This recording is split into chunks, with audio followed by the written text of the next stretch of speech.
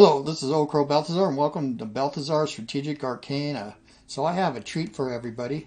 It is a new mod that's under development by Elessar, who is the creator of the fantastic War in the Pacific mod for Strategic Command, World at War. Now this is a called the Euro 20K map, and it's going to be the basis for Grand Campaign and smaller campaigns. And so we're going to go take a tour. I'm going to read some of the design notes I got from Elessar. I also will post these in the description if I can make them fit. And we'll go from there, but I'm going to give you guys a tour. So the first thing I can say is this is going to be based on a polar projection and not a Mercator projection like in vanilla. So you will see a kind of a tilt here and here. But it's going to make things not so distorted up in the north. So, for example, Finland and Germany. Finland isn't gigantic up here on the top. So anyway, let's go start somewhere, and I'll go through this. This is the middle zoom. So here's Iceland right here. It's quite big, right?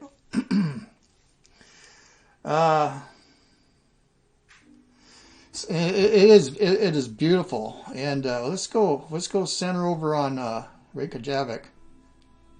Now look at that. Oh my goodness. Oop. It's beautiful.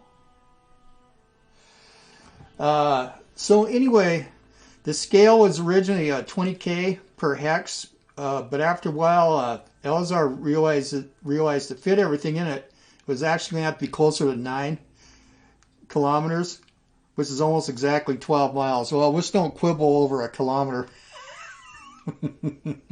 Anyway, it looks good. So let's go on out. Let's go center down in England here. Here you can see London, Southampton. Now there's a lot of different towns and stuff. A lot more towns than vanilla. One of the problems that he had when he was designing this were distortions from overlaying a hex grid on the terrain. That was going to be here. He's using the tiles from vanilla. He decided early on to use the vanilla tiles to get a satellite view aesthetic versus the more Spartan war game look. So it might be confusing to some folks, but I would say that after you get used to it, it's not going to be a problem at all. Especially if you use the vanilla or use the vanilla map tiles. So anyway, you can go zoom in here on London and everything like that. So the population center densities, as you can see, are much greater. In vanilla SC, you end up, especially in Russia, with dead zones, which nobody bothers attacking or even defending, because there are no towns or cities there to gain supply centers for further offensive. There's no incentive for anybody to move into them.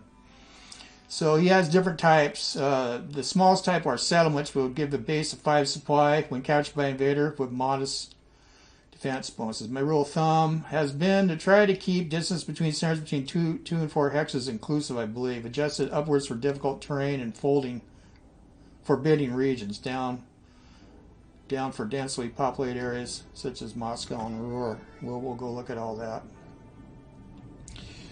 Let's go zoom out. Let's go look down here. Here's the Netherlands.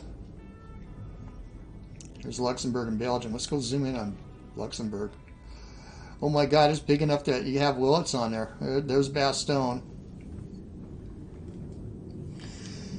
You can see there's a lot more rivers here. So Elessar's rule of thumb was that a major river width was going to be, I think, 50 meters or greater, and a minor river would be, well, it'd be less. Rivers will also have their defense bonuses and movement penalties significantly increased, making them keys to a good defense and not the insignificant speed bumps that they are in vanilla. So now gaining a bridgehead will be a key objective. And yeah, that was one thing I've noticed in the SC games. The rivers were just speed bumps, and you want to make a line on the Dnieper, but I believe it's going to be a lot more difficult. And here you can see the Rhine here, major river. Elessar. Well, it's not reading it there, but yeah, this is intricate. There's the Ardennes, hilly up there, more forested down the south. Well, let's go continue up. Let's go, well, let's work our way over to the west and down to France. So he left a couple units here so that you can kind of see what the size is going to be. And if we zoom in, here's these are coastal forts. All right. So I can see that when you're working an area, that you're going to have to, you're going to want to zoom in for a certain sector, and then you're going to want to zoom out. And of course, for the big picture, you go out all the way, and it'll be just a flat this right here. But you can work different sections of the area. This is going to be really conducive to doing mini campaigns too. I can see, like, I think something that we're planning to test in the future is we'll go over here real quick. Let's look at Poland. Is probably doing case white, and we're going to test out a whole bunch of different things. Here's Danzig right here. Cool, man. Yeah. There's Pomerania right here. So yeah, I mean, it's epic. Huh. Let's go down to Silesia.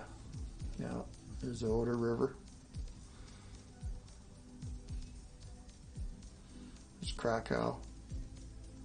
Now let's go back out west here. Okay. The units. Let's go. Well, here's Spain. Let's go start here. Where's Portugal? My God, that's beautiful.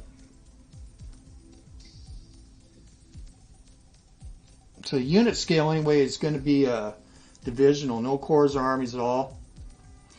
Since Strategic Command has no stacking, there's likely no one right approach there. This is Elessar's words. My feeling was to have a variety of division-sized units leading to rock, paper, scissors type gameplay. For playability purposes, they may not be able to simulate the actual divisional unit density, but we shall see. Yeah. This is intriguing here. Here's Spanish Morocco. And we zoom in. Here's Gibraltar. It's actually 2 hexes. Look at all the ports that they got here. There's Tangier. This is was an international city, but it was seized by the Spanish. The outbreak of World War I. So where I'm going to go out here, let's go down, look down here. He didn't forget Ifni. Yeah, that's the Spanish enclave. And here's the Spanish Sahara down here. Yeah, there's a lot of nothing. Let's go take a look at the Canaries. Yeah. Wow. So we're over here. Let's go over look on the East Coast. I see a couple units. Yeah, he hasn't finished this yet. So there's those areas here. I haven't got the final. He's not done here or the far part of northeastern Russia. We're going to go look over there in a little while. It's a lot of work, man. I just couldn't imagine. He's using period maps and then and Google Earth.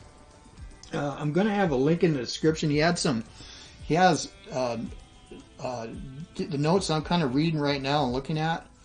Let's go look at Iceland or Greenland. Yeah, it's not finished yet. It's going to be probably Thule or Gothab. Not Thule. Amut. Huh? That could be a new name.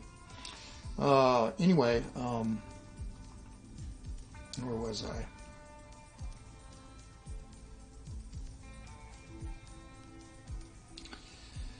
Well, there's going to be a lot more turns in a grand campaign or any kind of scenario.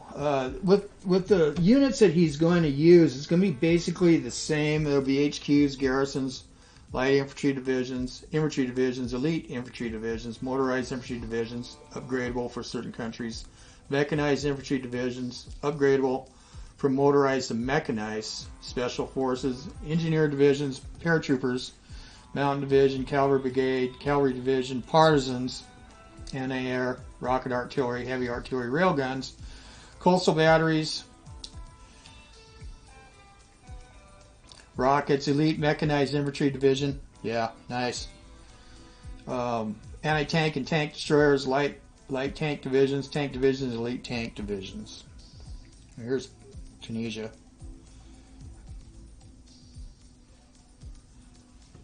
my God. Here's Gabe's here, I think. Yep.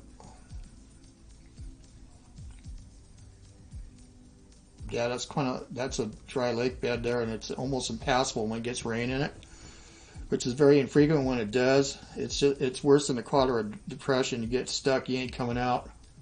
It's basically impassable. Let's go look at Sicily and Malta. Let's go look at Malta. Oh yeah, that is a fortified island there.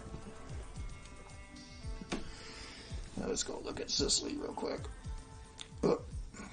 Yeah, there's some units here we can look at here. So here's Syracuse, Argento, which during Husky the Americans had to take so they could start moving up to Palermo and split off here with the British. Oh, there's Mount Etna right there, beautiful. Zoom out. There's Naples. What we got here?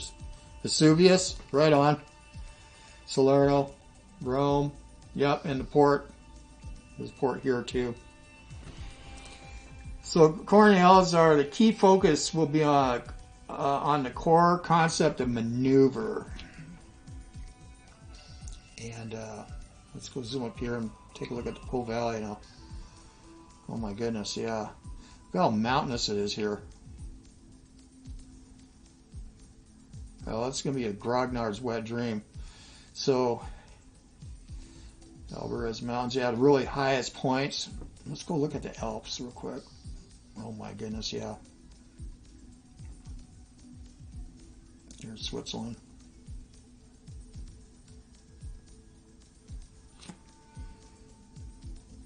No Liechtenstein?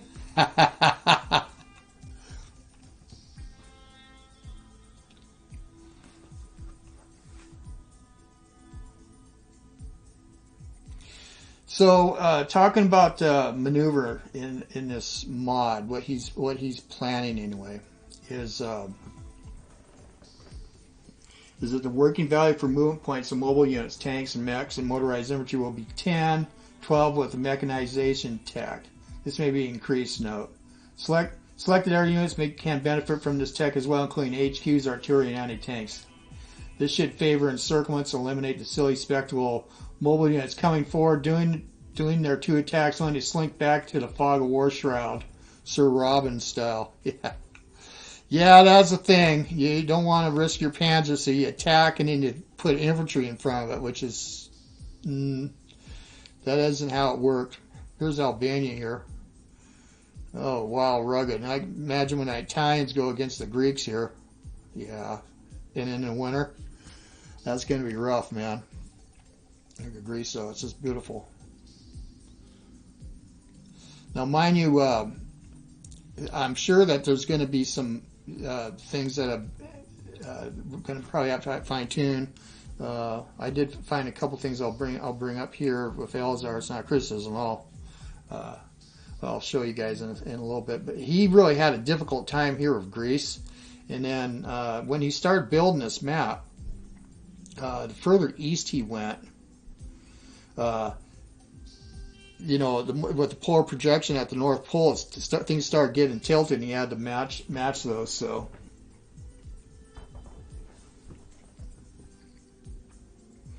yeah, here's North Africa right here. Here's Tobruk.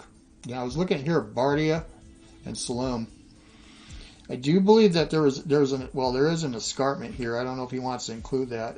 I would probably put some hills because they did split the avenue of attack both ways on either side. I don't know if he can actually do that. He can't do hex sides on this. And some of the war games that played in North Africa, they have hex sides, but it was hilly. It is hilly here too, and rocky in this area right here, kind of like this. But I don't know how much you want to do. A lot of it was just flat out open though. Oh, it looks like you were testing something, Elessar. Let's go. I'm going to read some more of these notes. Here's Colorado Depression. Oh, good. You put Siwa in there. Thank you. Yeah, you need Siwa. It was a good place for reconnaissance units to go out to rat patrol, basically. Oh, he did put oases out there. Good. Yeah, we want to have something out there, some skullduggery, right? Supply will be bad. These are desert tiles here. That's considered clear. That'd be basically desert pavement. I've been on that kind of stuff. It's hard pan, man. This will be more sand sea and stuff. It's really difficult terrain. Oh, wow. Here's the delta, the Nile Delta. Here's Cairo. Let's go look at Alexandria now, Maine. Oh, yeah. So, anyway, he says in conjunction with these increased movement points in favor killing enemy units in low or no supply, buyback costs for units destroyed in good supply has been reduced to 40% from 60%, and the build delay also has been reduced to 40% from 50%, with reinforcement costs also reduced from 50% to 40%. What I want is to win you, for you to win, we'll have to kill the most enemy units while they are in low supply. That's putting an end to the massive high supply slugfest we see in vanilla. If your spearheads get beat up, you will likewise get these units back more quickly, thus favoring a more Sir Lancelot style of bold play. I see, right, when we go doing panzer thrusts, envelopments, or the Soviet counterattacks with their armor. Piercing the line and not withdrawing. So, and if they do get hurt, that's a good idea. Let's go walk on down the Nile River here.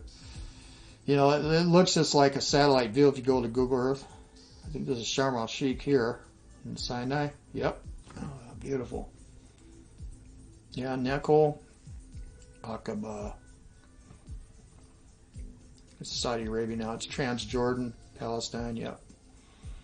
Yeah, this is good too. Here's the Negev desert here, Beersheba. It's right on the edge of the desert. Yep. And then a more settled area in the north, West Bank. There's Gaza.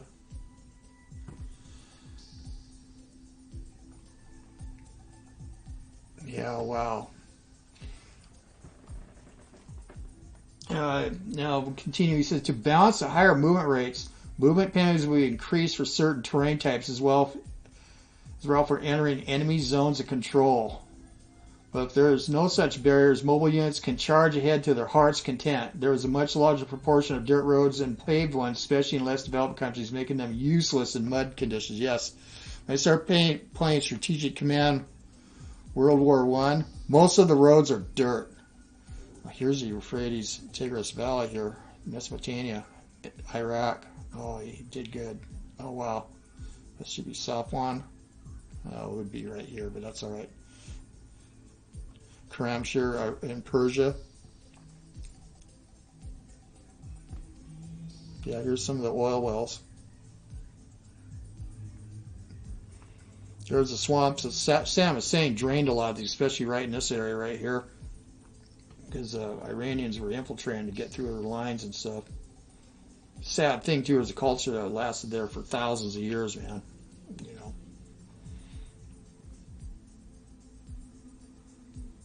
There's Baghdad.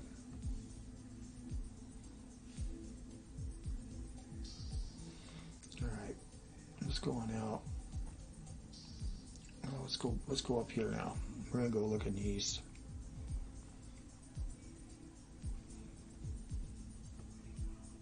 It's Bulgaria and Varna, Romania, Ploesti. Yep, there's oil fields.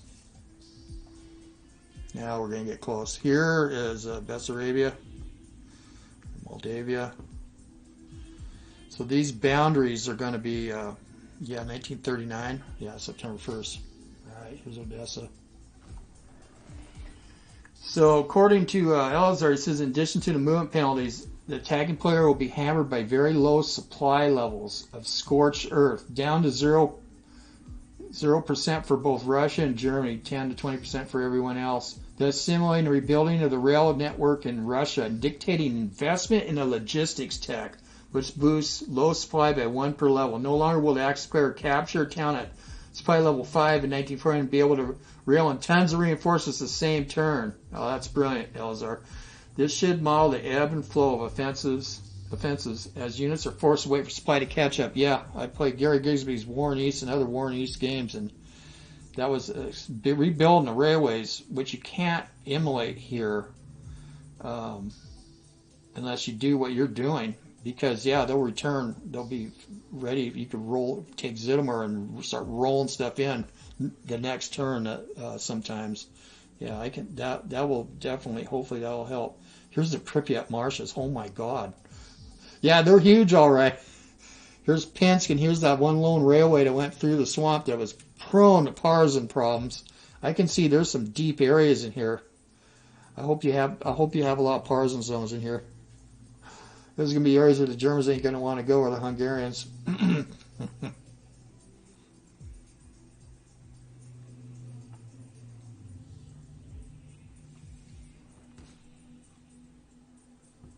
Now we'll start here, and we're going to work our way over in the east. There's Lithuania. Here's East Prussia again. Oh, let's concentrate on Poland again here real quick. I'm not sure yet, but I think that we're going to try later on. We're going to start testing with a case white. Poland, Jason, if you watch this, I know that you were keenly interested in testing this. I don't know when that's going to be, but it'll be fun to try to work out any issues that are going to arise.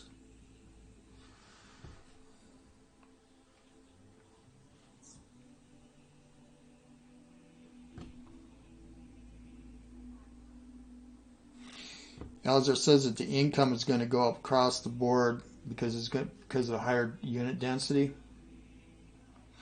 One of the things he says as we'll go and scroll through the Baltic states here, in conjunction with the mobilized detection, old innovations seen in World War II grand strategic board games can now be used, where larger numbers of better units can be built later in the game, most notably elite versions of certain ground unit types. No longer can the Axis player count on seeing the same wimpy Russian units for the entire game, because now he'll have to deal with increasing portions of Russian guard units, armor and mechanized too. Not to worry, the Wehrmacht will have their own elite units. Yeah, I can't wait to see how that goes. Alright, let's go take a look up here at Leningrad and Finland. One of my favorite areas, Ingria. Oh, here's the Mannerheim line right here. This is 1939 boundary, of course. Here, look at Leningrad. Oh my. Volkhov River. Let's see, look, Lake Ilmen. Yeah, wonderful. Yeah, here's Novgorod, beautiful city, old, got level dome, World War II, 14th century, 15th century structures that are burned. Sad.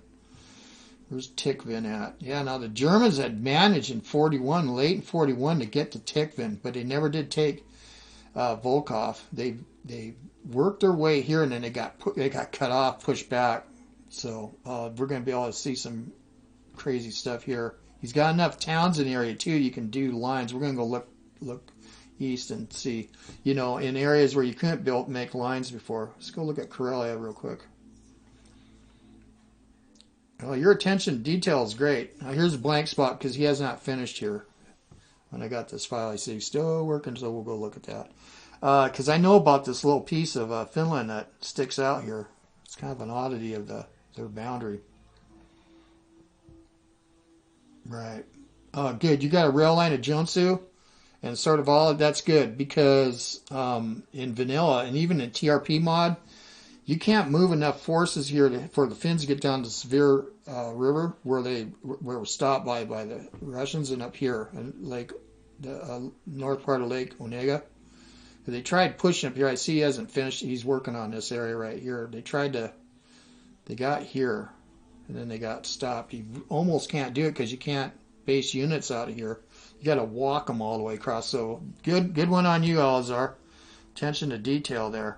Sortavala, when the Finns lost the Winter War, the lines was established here, the border. So they lost all this. So the first things the Karelian army wanted to do, their objective is to take Sortavala back. It's a key junction here on the north part of Lake Lagoda. And then they were able to push on down here. They finally got stopped here, and they made a line. Part of it was policy reasons. Then their supply was stretched out. You can see the dirt roads here. So when it rains here, it's garbage, man, for moving. Now, speaking of paved roads and dirt roads, They say that there are dirt roads up there. Anyway, let's look at some of the road network. So yeah, you can see some paved roads here through the Baltics. It was a lot more developed than Soviet Russia, but there was one paved road that went all the way to Moscow, from Warsaw basically, and here it is. Of course, here it goes, straight up to Minsk. Oh, you did a beautiful job. I know these hills here, yeah. Southeastern Estonia and Latvia too was pretty rugged. A lot of forests. Yeah. And it really gets thick here on the way to Luga. Let's go back and look at that road again. Oh, Dagov Hills, beautiful Polotsk. Okay, it's getting easier for me to use this. Oh, I see a little thing here. Good thing I'm doing a video. You got a lot of tiles here. There's a road of nowhere. That could be some kind of communist thing, though. It didn't work out in the 5-year plan. That's a lot of tiles, man, that you had to build using Google Earth. Anyway, here's that paved highway. It goes up to Orsha, then on to Smolensk. See, there's a little section. Oh, the railway, yeah, it splits. You can see how Smolensk is so important. It's also, this is considered, they call it the land bridge. But, you know, it's between the Dvina and Dnieper here. There's Smolensk. Yeah.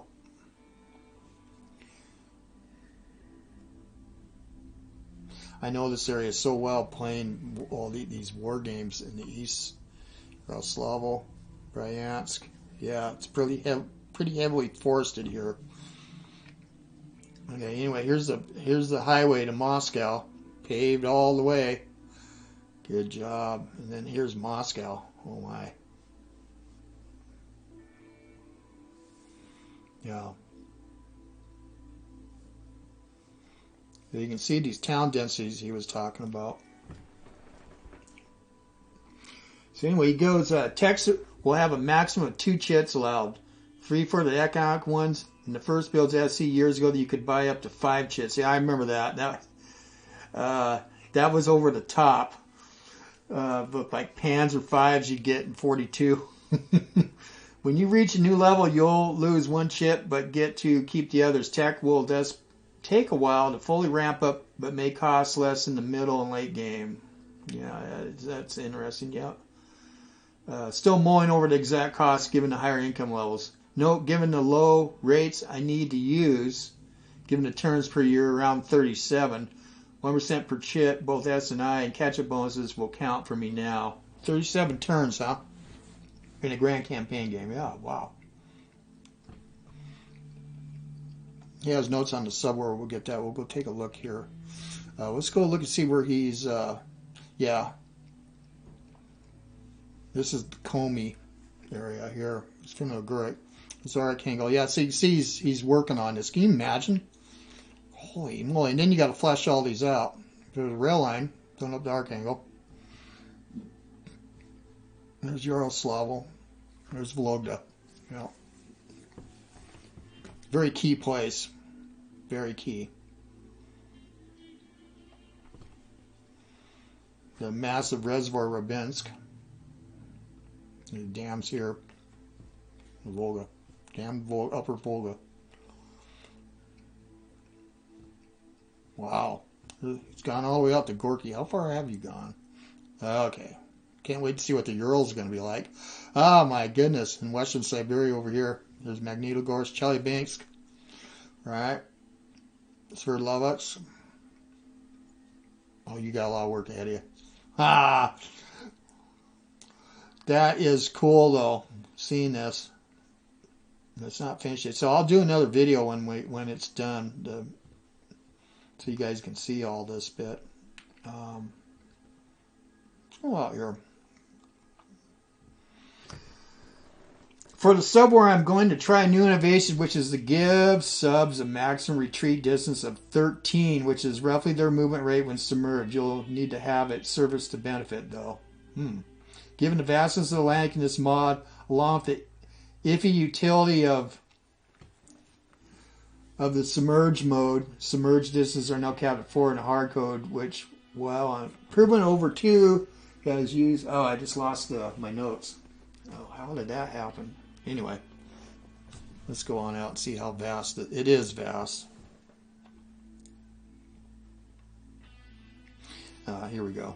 Okay, got my tablet in my hand. Let's see if we. Oh yeah, you get lost in this and you zoom in. You're going to have to use this map here, I think, for some of this kind of stuff to track where your different task force and stuff. It says here, for the subware, I'm going to try a new innovation, which is to give the subs a maximum retreat of 13. I already read that, didn't I? Yeah, I sure did. Oh, well, here we go. Given the vastness of the Atlantic in this mod, along with the iffy utility of the submerged mode,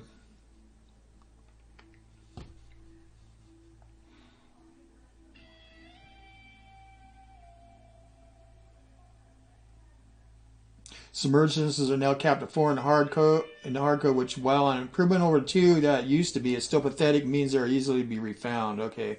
This means subs can cycle back to base and back out to their patrol zones more quickly than before. To counterbalance this, since the sub counter is intended to model a wolf pack, not a single boat. Yeah, most people know that.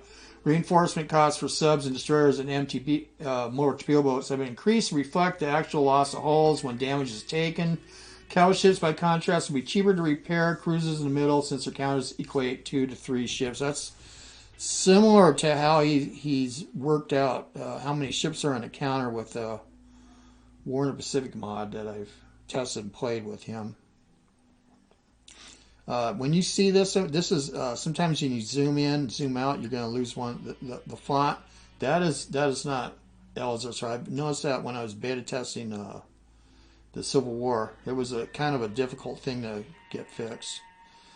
Anyway, I think it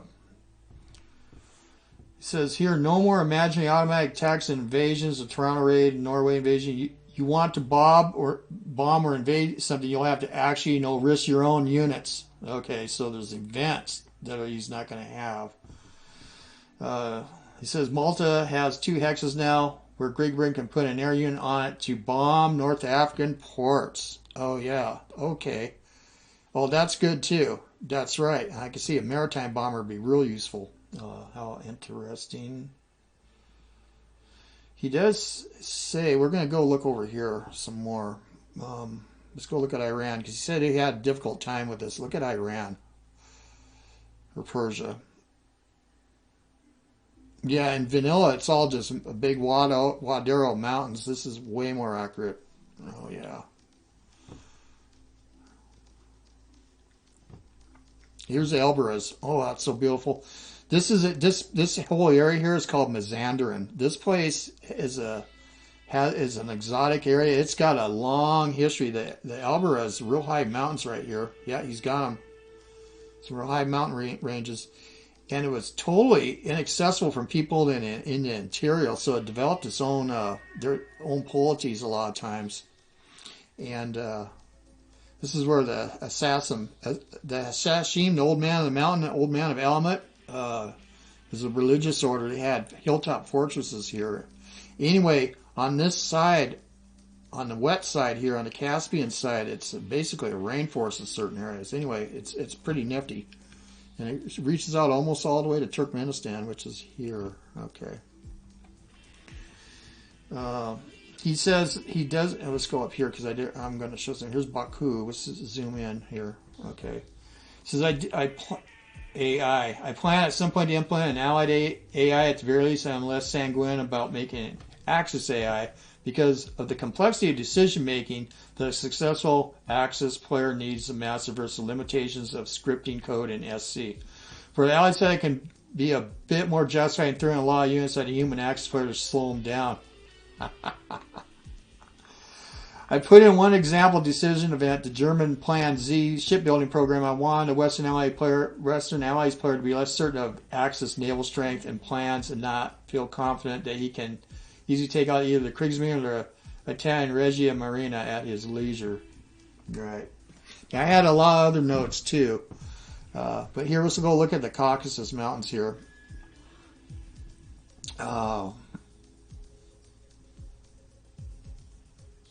Right, that's a little easier. So here's Azerbaijan, Armenia, Georgia.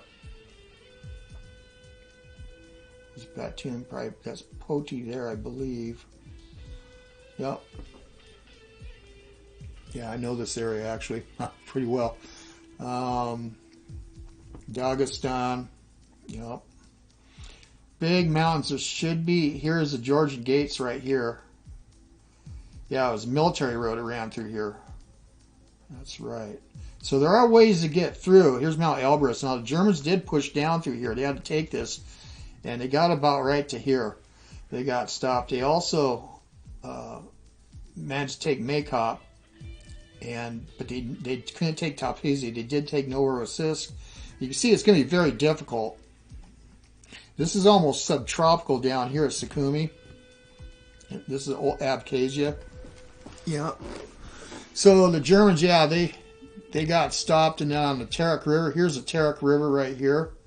I mean, they got down into here, and it was difficult, and they were exhausted. So meanwhile, the Battle of Stalingrad started heating up, and it was pretty interesting. There's one thing I'll know, Elessar. You might not, because I think you're basing this off a 1939 map. There is a railway that goes down through here to Kislar. It got finished before Barbarossa, and I have maps that I can justify this. And I have a journal, or a whole well, it's not a journal actually. It's part of a larger book that I have. It's a whole chapter on a long-range reconnaissance to Astrakhan. And it was interesting when the Germans were fighting here up here in Stalingrad. Let's look at Stalingrad here, right? So they had the Romanian Fourth Army, or I think it was the Fourth Army, was here and on one flank, and then the Romanian Third Army was on the other, and there was a sixth German Army and elements of the First Panzer Army, I believe. Anyway, while they were fighting here, there was German reconnaissance units that were based out of Elista, while the rest of Group A, I guess they called it, was pushed down the Caucasus to try to take Baku. Let's see if we can find Elista. Chogar. There it is, right here, Elista. So they had sent two reconnaissance groups. One out here in the steppe. They tried to avoid the towns. They might have took some of these small towns. I think they were banned by the Soviets, but they got to here because they want to get close enough that and you're saying it's 12 miles. They might have actually got right in here to see what kind of troop strength was around Astrakhan. And it was pretty formidable. But the one that went, the Germans group pushed to the east, went the furthest in the east, as recorded, went down through the steppe down here and got within a couple of miles of a new rail line, which they didn't even know. It was rumored there was a rail line. And sure enough, through the binoculars, they could see tank cars full of oil going up the rail line. So anyway, this rail line's done. I do have a map I can provide you later, and it linked with Kislyar. And you can see here all the oil down here. Because otherwise, in 39, yeah, the rail lines to get that oil up to the north had to go way out around this way. But this is desolate area. This is the Kalmyk steppe. There's still Mongols that live there. They speak the dialect of Mongolian, remnants of the Golden Horde. And they weren't too. They were Buddhist too, so they weren't too happy with Soviet power. Let's just say. So they probably had some guides. I did read in part of the journal. They did get help from Cossacks guides, but because they're anti-Soviet. So of course, later on when the Soviets controlled all this, I'm sure there was some ramifications because of that. Anyway. Well, I know I'm rambling, but I think it's just fantastic. You can see there's a lot of work ahead. There's Trabzon area. It's Turkey. Let's go look at the Crimea. Oh, yeah. There's Yalta. Oh, it'd be down here somewhere. But then, you know, he's using local names too. But Yalta's right around here. That was a recreation area. Old homeland of Crimean Tatars. Here's Kerch, Kerch Straits, Taman.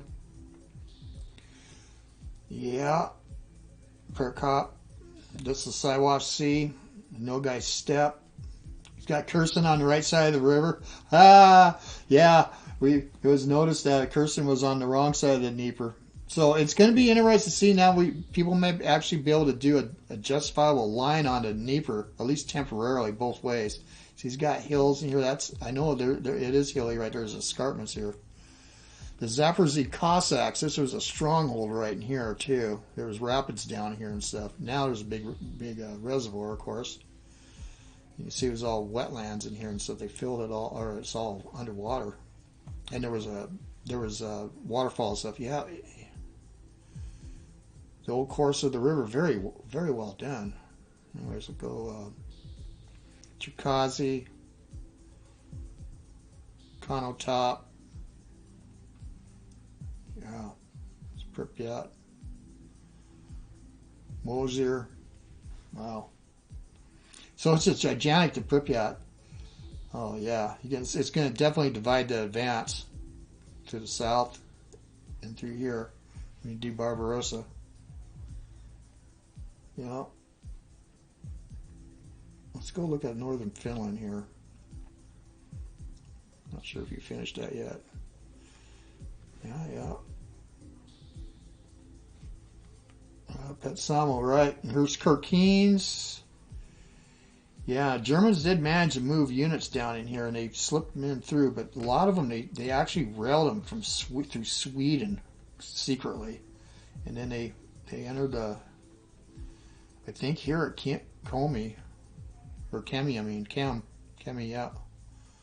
But anyway, I'll have to talk about that because the German Mountain Army was here. There was even fighting here in Rybachi, this peninsula here. Soviet Marines landed here. So interesting. Yeah, and approaches here can be difficult. Anyway, I can't think of anything else other than just slowly take a look at the terrain here. It's Norway. God dang. That is a lot of work. It's so beautiful. Definitely looks like Google Earth. Let's go zoom in on Oslo. All right.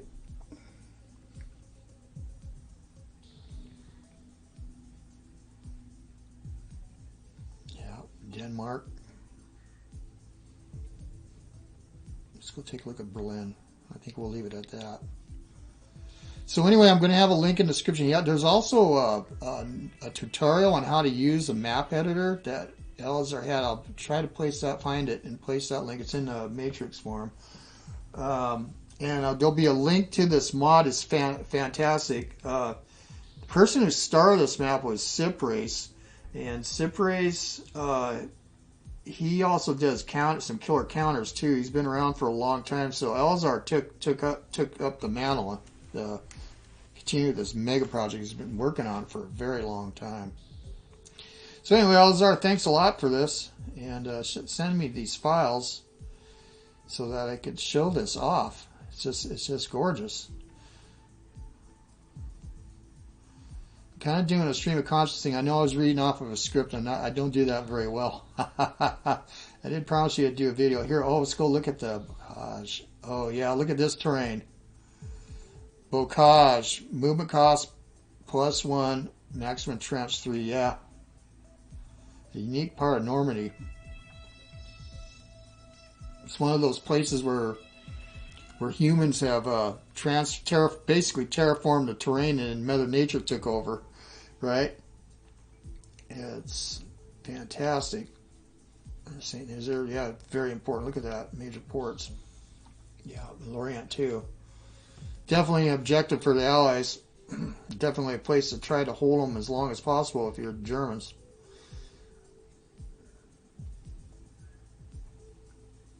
Oh, this is Port of Bordeaux, and it's going to be out here. Yeah. Pyrenees. Wow. Well, I think that's it. I wish I could show more, but anyway, this is what he's got. He's been working on Elessar, and I will update as I find out more. I'll probably do a quick review of. Let's see. Yeah, it's easy to move around, and if you got to get out to go on another front, but when he finishes this, we'll take a look at the Ural Mountains. I am curious in this area up here, the Komi ASSR arc angle. Yeah, it'll be interesting to see about fighting here. And again, I'm so glad you put rail lines here. They don't have it in vanilla, and they don't have it in TRP. I was going to tell or suggest the mod dev in TRP, which is a killer mod too, to get rail lines up in there so the Finns can ship troops up there quickly. And I think that's it. So we'll take a look. Let's go look down here real quick. There's a rail. Yeah, here's Voronezh. Yeah, you did good here too, because there was not enough towns here in vanilla, and so there's this like one of those blank deserts. You couldn't make front lines here when actually there was front lines. When the Germans pushed, they got down to here. They got up into here. They never could take Tula, but Guderian did sweep through Plavsk or Plavsk, and he got up into here behind Tula, but he couldn't break it. And then, of course, the Soviets just pushed him out, and they had to withdraw.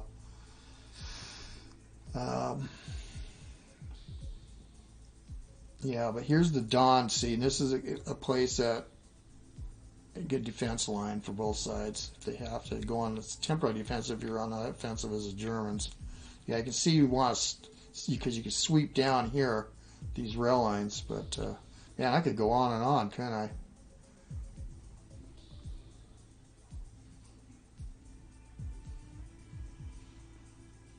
Okay, and this is remarkable. So